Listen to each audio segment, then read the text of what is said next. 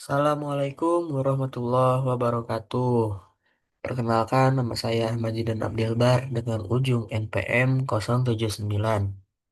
Di sini saya akan membahas terkait penyuluhan anti korupsi pada tingkat remaja yang berjudul Mata Tajam Remaja untuk Indonesia Bebas Korupsi. Jadi, apa itu korupsi? Korupsi adalah penyelewengan atau penyalahgunaan uang negara semacam perusahaan, organisasi, yayasan, dan sebagainya untuk keuntungan pribadi atau orang lain. Nah, korupsi ini dapat melibatkan banyak kegiatan yang meliputi penyuapan, penjualan pengaruh, dan penggelapan, dan mungkin juga melibatkan praktik yang legal di banyak negara. Jadi, korupsi ini dapat merusak seni-seni kehidupan berbangsa dan bernegara. Secara sederhananya, korupsi dapat diartikan sebagai penyalahgunaan kekuasaan atau amanah publik untuk keuntungan pribadi atau golongan. Nah, korupsi ini terjadi ketika seseorang yang memiliki kekuasaan atau jabatan, baik di pemerintahan maupun sektor swasta, menggunakan posisi tersebut untuk keuntungan pribadi atau orang lain, bukan untuk kepentingan umum. Nah, korupsi juga tidak tentang selalu tidak tidak selalu tentang uang. Korupsi juga bisa berupa gratifikasi, suap, eh, penggelapan, pemerasan, ataupun eh, hingga nepotisme. Nah, apa sih dampak yang bisa diterima dari korupsi ini? Nah, yang pertama ada eh, merusak perekonomian negara. Jadi, korupsi ini menghambat pertumbuhan ekonomi karena dana yang seharusnya digunakan untuk pembangunan justru disalahgunakan gitu. Investasi dari luar negeri juga cenderung menurun karena ketidakpastian hukum dan lemahnya tata kelola. Akibatnya, negara mengalami kesulitan dalam menciptakan lapangan kerja dan meningkatkan kesejahteraan rakyat. Yang kedua, meningkatnya ketimpangan sosial. Nah, korupsi juga membuat distribusi kekayaan menjadi tidak merata, sehingga pejabat korup memperkaya dirinya sendiri, sementara rakyat kecil semakin miskin. Ketimpangan ini dapat memicu kecemburuan sosial, ketidakpuasan, bahkan konflik antar kelompok masyarakat. Yang ketiga, melemahkan lembaga negara dan hukum.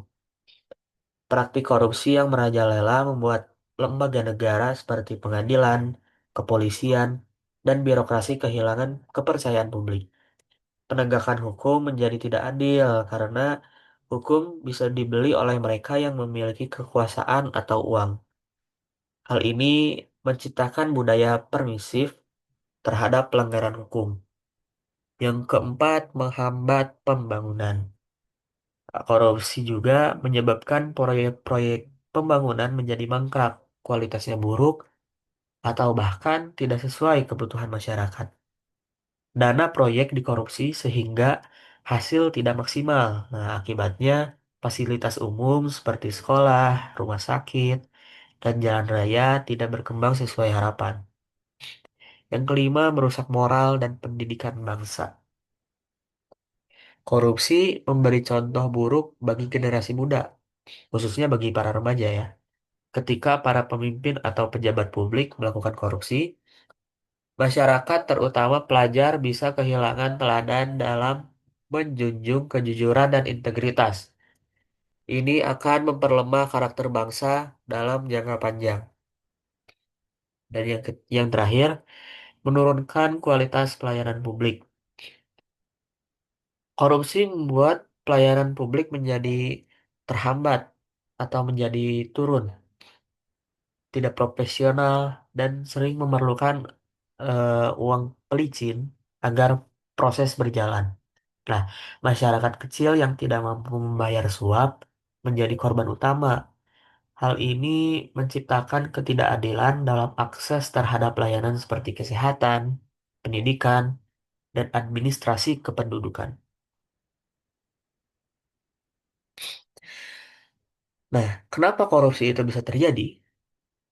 Korupsi itu bisa terjadi karena eh, beberapa alasannya ya. Yang pertama, lemahnya penegakan hukum. Nah, salah satu penyebab utama korupsi adalah lemahnya sistem hukum dan penegakannya. Jadi, ketika aparat hukum seperti polisi ataupun jaksa tidak tegas atau bahkan ikut terlibat dalam praktik korupsi, pelaku merasa aman karena tahu mereka tidak akan dihukum berat.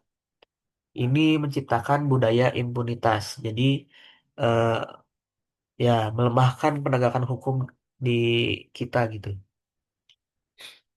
Lalu yang kedua, kurangnya integritas dan moral individu. Korupsi juga terjadi karena rendahnya integritas pribadi dan moral para pejabat atau pegawai. Ketika seseorang tidak memiliki rasa malu, tanggung jawab atau takut kepada Tuhan, maka mereka lebih mudah tergoda menyalahgunakan kekuasaan demi keuntungan pribadi. Dan yang ketiga, gaji dan kesejahteraan yang tidak memadai. Gaji yang rendah atau tidak sebanding dengan tanggung jawab kerja juga bisa mendorong seorang melakukan korupsi. Dalam kondisi ekonomi sulit, sebagian orang mencari cara cepat untuk mendapatkan uang tambahan meskipun harus melanggar hukum. Nah, ada juga peran pendidik dan remaja dalam menghadapi kasus-kasus korupsi di Indonesia ya. Nah, seperti peran pendidik dalam mencegah korupsi ini bisa menjadi inspirator dan motivator untuk para anak didiknya, khususnya bagi para remaja. Jadi, peran pendidik ini sangat penting dalam membentuk karakter anti korupsi sejak dini. Guru dan dosen bukan hanya mentransfer ilmu, tetapi juga menanamkan nilai-nilai kejujuran, tanggung jawab, dan integritas dalam proses pembelajaran. Melalui pendidikan karakter dan keteladanan sikap sehari-hari, pendidik menjadi contoh nyata bagi siswa untuk menjauhi perilaku curang dan koruptif. Selain itu, pendidik juga dapat mengintegrasikan materi anti korupsi dalam pelajaran, diskusi kelas, maupun kegiatan-kegiatan ekstrakurikuler. Lalu selanjutnya ada peran remaja. Nah, peran remaja juga sangat penting dalam menghadapi situasi ini. Eh, Contohnya ya remaja harus bisa membawa perubahan gitu.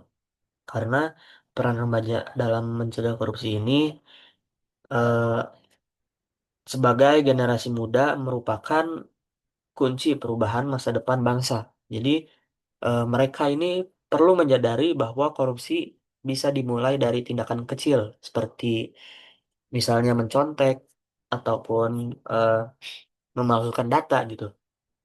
Oleh karena itu, remaja harus membiasakan diri dengan sikap jujur, disiplin, dan berani berkata benar ataupun jujur. Mereka juga bisa berperan aktif dalam menyebarkan nilai-nilai anti korupsi melalui media sosial, kegiatan sekolah, ataupun komunitas. Nah, dengan menjadi agen perubahan, remaja bisa menciptakan budaya baru yang lebih bersih dan berintegritas. Nah, lalu selanjutnya ada pengembang mata tajam. Nah, maksud mata tajam di sini remaja dapat mengasah kemampuannya untuk mengenali bibit-bibit korupsi di sekitar mereka dan berani mengambil sikap. Nah, lalu apa yang bisa kita lakukan? Yaitu satu-satunya cara adalah mengevaluasi. Nah, apa saja yang harus dievaluasi? Nah, yang pertama kita harus mengevaluasi sistem kurikulum dan pendidikan. Mengevaluasi sistem pendidikan dan kurikulum perlu dilakukan peninjauan ulang terhadap kurikulum pendidikan untuk memastikan nilai-nilai anti korupsi itu benar-benar terintegrasi dalam semua mata pelajaran. Nah, evaluasi juga mencakup metode pengajaran. Apakah sudah menerapkan kejujuran, tanggung jawab, dan kepedulian sosial secara efektif. Yang kedua, eh, evaluasi sikap dan kesadaran para remaja. Remaja juga perlu dievaluasi secara berkala mengenai pemahaman mereka terhadap bahayanya korupsi dan sejauh mana mereka menerapkan nilai-nilai anti korupsi dalam kehidupan sehari-harinya. Ini bisa dilakukan melalui survei, forum diskusi, ataupun kegiatan-kegiatan kreatif lainnya yang berhubungan dengan anti korupsi. Yang ketiga, program kampanye dan sosialisasi anti korupsi. Nah, program-program penyuluhan anti korupsi di sekolah atau di masyarakat harus dievaluasi efektivitasnya. Apakah pesan kampanyenya tersampaikan dengan baik? Apakah terjadi perubahan sikap? Jika belum, maka strategi sosialisasi perlu diperbaiki. Dan yang terakhir, penegakan aturan dan sanksi internal. Nah, evaluasi juga penting dilakukan pada sistem penegakan disiplin di lingkungan sekolah atau organisasi remaja. Apakah ada aturan yang jelas terhadap tindakan curang atau tidak jujur? Apakah sanksinya diterapkan secara konsisten? Nah, ketegasan ini akan memperkuat budaya integritas di eh, masyarakat, khususnya di lingkungan remaja.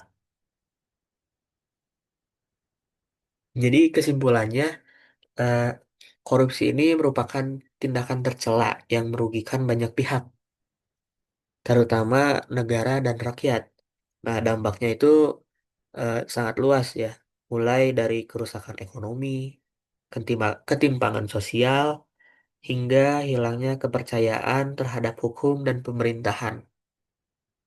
Penyebab korupsi beragam, seperti lemahnya penegakan hukum, rendahnya moral individu, sistem yang tidak transparan, serta budaya permisif di masyarakat.